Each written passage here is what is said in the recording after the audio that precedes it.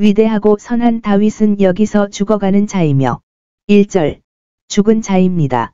10절 먼지 속에서 우리는 여기에 다윗이 죽을 때 그의 아들 솔로몬에게 맡기고 후계자로 선포한 책임과 지시.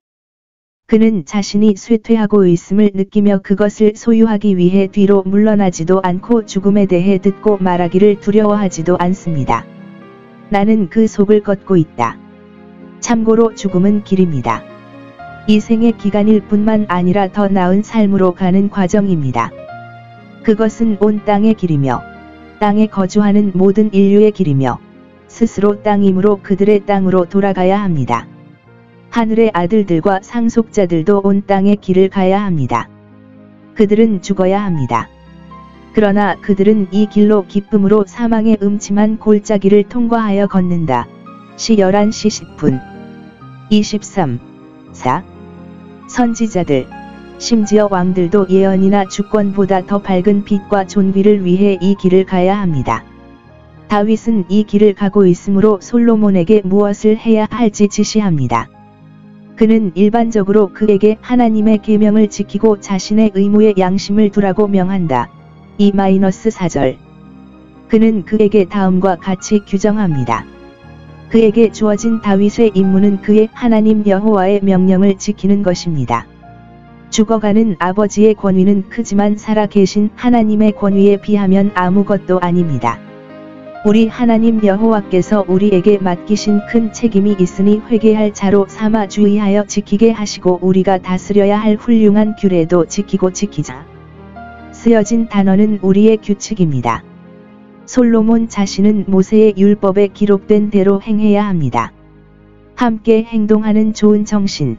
나이가 들어 비록 어린아이일지라도 힘을 내어 남자다운 모습을 보이십시오. 그들의 하나님 여호와의 명령을 지키려는 자들은 결심해야 합니다. 이 모든 것에 대한 타당한 이유. 그의 왕국의 번영에 효과적으로 도움이 될 것입니다.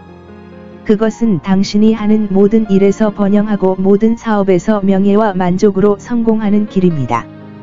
그것의 영속성까지 주께서 나에 관하여 말씀하신 그의 말씀을 지속하시고 확증하시기를. 약속의 보물.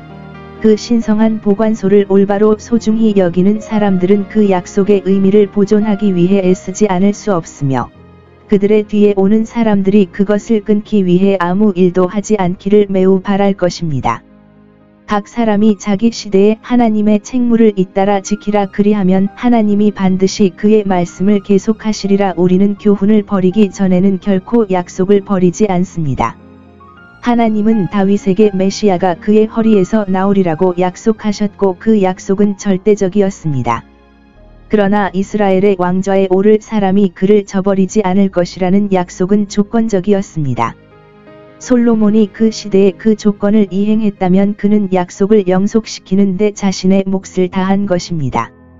조건은 그가 하나님의 모든 기관에서 성실과 열심과 결의로 하나님 앞에서 행하는 것입니다. 따라서 그는 자신의 길을 조심해야 합니다. 종교의 불변성을 위해서는 주의와 신중함보다 더 필요한 것은 없습니다.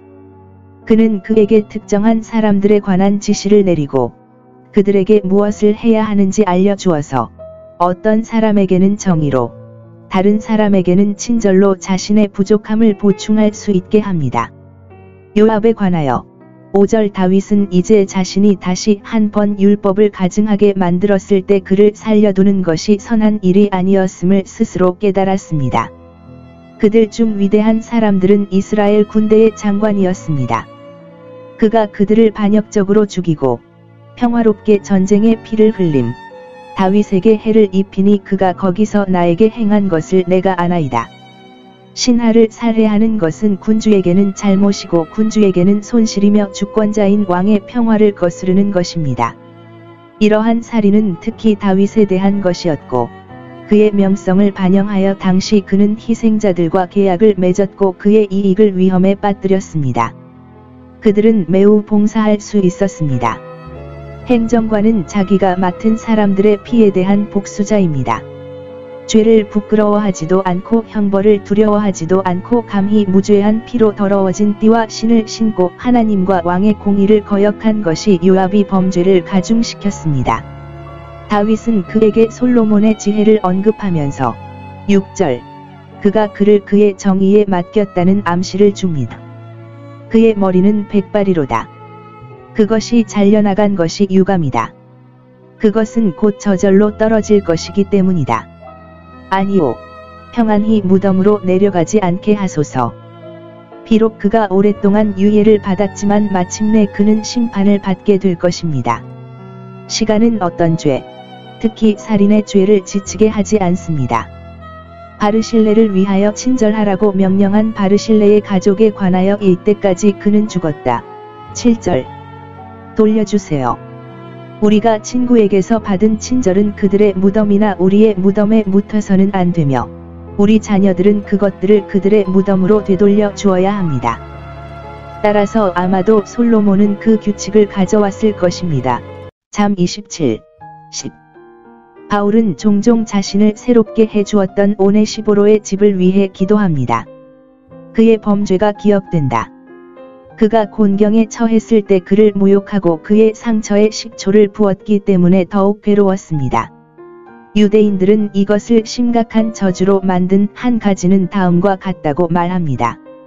언급된 모든 것 외에도 3하 16장 심의는 모압 여인 룻의 혈통으로 그를 질책했습니다. 그의 용서는 잊혀지지 않는다. 다윗은 자신이 그를 죽이지 않겠다고 그에게 맹세했다고 주장했습니다. 왜냐하면 그가 때맞춰 복종했기 때문입니다. 자신에게 행한 잘못에 대한 복수. 그의 경우는 지금 상태대로 솔로몬에게 맡겨졌는데 그는 무엇이 행해지는 것이 합당한지 알고 그가 기회를 찾은 대로 행할 것이기 때문이다. 다윗은 그의 사면이 영구적인 것이 아니라 단지 다윗의 생명을 유예하기 위한 것임을 그에게 암시합니다. 그가 그것을 숨기는데 더 분별력이 있음에도 불구하고 그가 그때보다 덜 악의를 품었습니다. 그는 당시의 한 일에 대해 여전히 공공재판에 대한 채무자입니다. 그리고 나는 그를 죽이지 않겠다고 그에게 약속했지만 내 후계자가 그렇게 해서는 안 된다고 약속한 적은 한 번도 없습니다. 그의 격동하는 정신은 곧 당신에게 기회를 줄 것이며 당신은 그의 흰 머리를 피와 함께 무덤으로 가져갈 기회를 놓치지 말아야 할 것입니다. 이것은 개인적인 복수에서가 아니라 정부와 하나님이 그의 가족과 맺은 언약을 멸시하면 벌을 면치 못할 것이요 백발이라 할지라도 죄가 있고 죄를 범한 머리라 할지라도 정의로부터 보호할 수 없느니라 죄인은 백세가 되었으니 저주를 받으리라. 그러나 정부의 영예와 하나님께서 그의 가족과 맺으신 언약을 위한 신중한 열심, 그에 대한 경멸은 처벌받지 않고는 안 됩니다. 백발이라도 죄가 있고 몰수당한 머리라면 어떤 사람도 정의로부터 보호받을 수 없습니다. 백세가 된 죄인은 저주를 받을 것이다.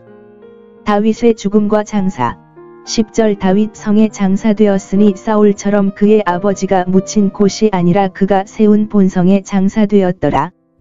거기에 다윗의 집의 보좌와 무덤들이 놓여 있었다. 이제 다윗은 하나님의 뜻에 따라 그 당대를 섬긴 후에 잠들어 그 열조와 함께 장사되어 썩음을 당하였더라. 여기 이새의 아들 다윗이 누워 있으니 그는 높이 올라간 자요 야곱의 하나님께로부터 기름 부음을 받은 자요 이스라엘의 노래를 잘 지은 자라. 그의 말을 덧붙여 이르되 시 16, 9 희망.